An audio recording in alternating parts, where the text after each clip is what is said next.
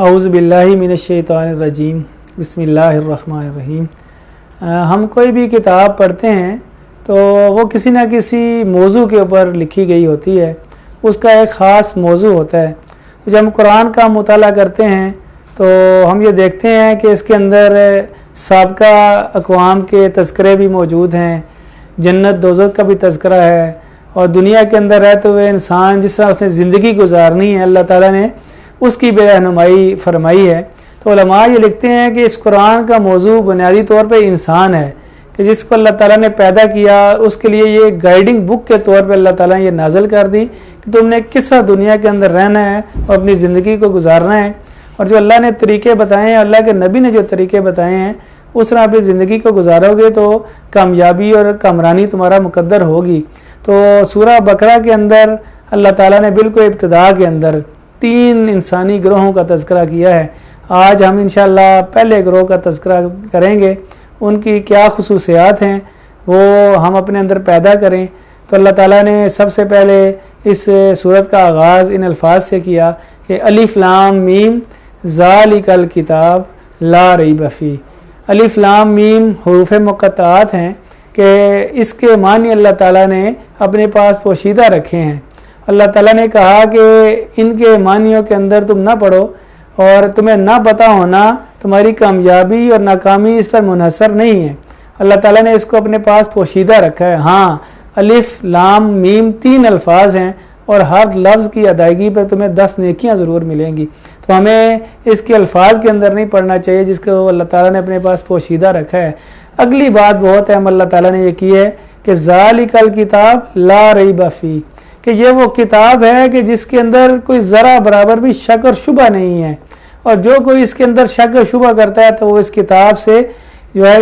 فائدہ حاصل نہیں کر سکے گا، اسے نفع حاصل نہیں کر سکے گا۔ کوئی بھی مصنف جب کتاب لکھتا ہے تو وہ اپنے قیاس کے اوپر، گمان کے اوپر اپنی اس پوری کتاب کو لکھتا ہے، اور وہ اس بات کا دعویٰ نہیں کرتا کہ میں نے یہ کتاب لکھی ہے تو آئندہ اس کے اوپر کوئی موضوع کے اوپر کوئی کتاب نہیں لکھے گا۔ لیکن جب وہ واحد کتاب ہے، دنیا کی واحد کتاب ہے جس کے اوپر اس کے لکھنے والے نے بالکل آغاز کے اندر یہ دعویٰ کر دیا کہ ذالک الکتاب لا ریب فیہ، یہ وہ کتاب ہے کہ جس کے اندر کوئی شک نہیں ہے، اور قیامت تک یہ چیلنج ہے پوری دنیا کے لیے کہ کوئی ایک آیت بھی جیسی لے کے آ جائے تو اللہ تعالیٰ نے یہ چیلنج کھلا دیا ہوا ہے لوگوں کو۔ اس وقت کے لوگ بھی اس چیلنج کو جو ہے نہ پورا نہ کر سکے اور قیامت تک کو اس کو پورا نہ کر سکے گا۔ اور آگے یہ کہا ھدی للمتقین، جو بندہ شک نہیں کرتا تو یہ کتاب ان لوگوں کی ہدایت ہے کہ جو لوگ اللہ کا خوف، اللہ کی پرہیزگاری، اللہ کا تقوی اختیار کرتے ہیں۔ تو یہ پہلا گروہ ہے جس کا اللہ تعالیٰ نے تذکرہ کیا، یہ متقی لوگ ہیں۔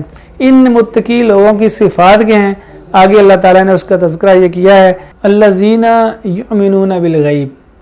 سب سے پہلے صرف جو متقی لوگوں کی اللہ تعالیٰ نے یہ بیان کی کہ وہ غیب کے اوپر ایمان رکھتے ہیں۔ غیب کیا چیز ہے؟ کہ وہ چیزیں جو آپ کی حواس سے پوشیدہ ہیں، آپ کے تجربے کے اندر، آپ کے مشاہدے کے اندر نہیں آتی ہیں۔ مثلاً کہ اللہ تعالیٰ کو آپ نے نہیں دیکھا، اللہ کے رسولوں کو آپ نے نہیں دیکھا، فرشتوں کو آپ نے نہیں دیکھا۔ بہت ساری ایسی مخلوقات ہیں کہ جو آپ کی نظروں سے اوجھل ہیں لیکن موجود ہیں۔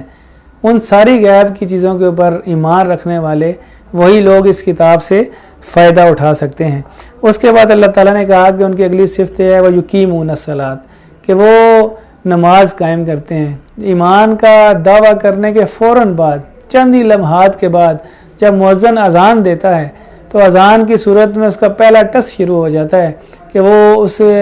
آواز پہ لبیک کہتا ہے یا نہیں کہتا، یا صرف زبانی اطاعت کا تو دعویٰ کرتا ہے لیکن عملی میدان کے اندر وہ اس کے اندر سستی اور کوتاہی کرتا ہے۔ تو سب سے پہلا جو اس کا ٹیسٹ یہی ہے کہ وہ مؤذن نے 5 دفعہ اذان دینی ہے، تو دن میں 5 دفعہ اذان ہوتی ہے تو کون کتنی دفعہ لبیک کہتا ہے، تو اس کے ایمان کا امتحان یہاں سے شروع ہو جاتا ہے۔ اور اس نماز کو قائم کرنے کا مقصد یہ بھی ہے کہ انفرادی طور پہ تو آپ نماز ادا کرتے ہیں، لیکن جہاں ایک انسانوں کی بستی قائم ہو جائے تو وہاں پہ آپ نے اس کو اجتماعی طور پہ نماز باجماعت کی صورت میں اس کا اہتمام کرنا ہے، تب وہ جا کے قائم ہوگی۔ انفرادی طور پہ یہ ادا کرنے سے اس کا قیام عمل میں نہیں آئے گا۔ تو اللہ تعالیٰ نے کہا کہ نماز جو ہے، اللہ کے رسول نے کہا نماز جو ہے وہ مومن اور کافر میں فرق کرنے والی ہے، اور ترک نماز دراصل ترک اطاعت کا نام ہے۔ اللہ تعالیٰ نے کہا کہ اس کے بعد اگلی جو صفت ہے وہ مما رزقناہم ينفقون، کہ وہ رزق جو اللہ تعالیٰ نے متقی لوگوں کو عطا کیا ہے وہ نہ تنگ دل ہوتے ہیں، نہ وہ مال کے پجاری ہوتے ہیں، بلکہ ان کے مال کے اندر جو اللہ کا حق ہے، اللہ کے بندوں کا جو حق ہے وہ اس کو ادا کرتے ہیں۔ ایک دفعہ نبی صلی اللہ علیہ وسلم نے صحابہ کو سکھانے کے لیے کہا کہ پتہ ہے تمہارا مال کیا ہے؟ تو صحابہ نے پوچھا کہ اللہ اور اللہ کے رسول کو پتہ ہے۔ تو آپ نے کہا کہ تمہارا مال وہ ہے کہ جو تم نے کھا لیا، جو تم نے پہن لیا، جو اللہ کے راستے میں تم نے لگا دیا، باقی جو مال بھی ہے وہ تمہارے وہ رساق ہے، تمہاری وفات کے بعد وہ ان میں تقسیم ہو جانا ہے۔ تو یہ صفت بیان کی کہ وہ مال کو روک کے نہیں رکھتے، ذخیرہ اندوزی نہیں کرتے، بلکہ جو اللہ نے ان کو مال دیا ہے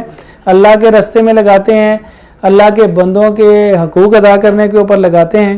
اس کے بعد یہ کہا کہ وہ ان ساری آسمانی کتابوں پہ ایمان لاتے ہیں جو آپ صلی اللہ علیہ وسلم سے پہلے نازل ہوئیں، اور جو آپ پہ نازل ہوئی یعنی قرآن مجید، اس پر بھی وہ ایمان لاتے ہیں۔ اور اس کے بعد اللہ تعالیٰ نے یہ کہا کہ آخری ان کی صفت یہ ہے وَبِالْآخِرَةِ هُمْ يُوقِنُونَ، وہ یہ ساری باتیں کرنے کے بعد آخرت کے اوپر یقین رکھتے ہیں کہ وہ دنیا کے اندر جو بھی کام کر رہے ہیں اس کا صلہ ان کو اللہ تعالیٰ کے پاس سے ملنا ہے، اور آخرت کا جو مارکہ ہے وہ برپا ہونا ہے، اور اللہ تعالیٰ ہر انسان کا اس کے عمل کے حساب سے فیصلہ کر دے گا۔ یہ بڑی جامع صفت ہے، علماء نے اس بارے میں لکھا ہے کہ یہ عقائد کا مجموعہ ہے کہ اس کے اندر اللہ تعالیٰ کہتا ہے کہ انسان کو اس کا احساس ہوتا ہے کہ وہ غیر ذمہ دار پیدا نہیں ہوا، اور اس دنیا کا نظام ابدی نظام نہیں ہے، بلکہ اس کا خاتمہ ہونا ہے اور قیامت کو برپا ہونا ہے، اور نیک لوگ اللہ تعالیٰ ان کو جنت میں جگہ دے گا، اور جو بد لوگ ہوں گے اللہ تعالیٰ ان کو دوزخ میں ڈالے گا۔ اور کامیابی اور ناکامی کا معیار دنیا کے اندر خوشحالی نہیں ہے، بلکہ جو قیامت کے اندر کامیاب ہو گیا اور جنت میں داخل کر دیا گیا، اصل میں کامیابی یہی ہے۔ اور جو لوگ ان سارے عقائد کے مجموعے کے مانتے ہوئے آخرت کے اوپر یقین رکھتے ہیں اور اسی طرح کے عمل کرتے ہیں جو پرہیزگار لوگوں کے عمل ہیں، یقیناً وہی فلاح پانے والے ہیں۔ اولئک علی ھدی من ربہم واولئک ھم المفلحون، کہ یہ وہی لوگ ہیں جو ہدایت کے اوپر ہیں اور یہی فلاح پانے والے ہیں۔ اللہ تعالی ہمیں متقی لوگوں کی صفات اپنے اندر پیدا کرنے کی توفیق عطا فرمائے۔ السلام علیکم ورحمۃ اللہ وبرکاتہ۔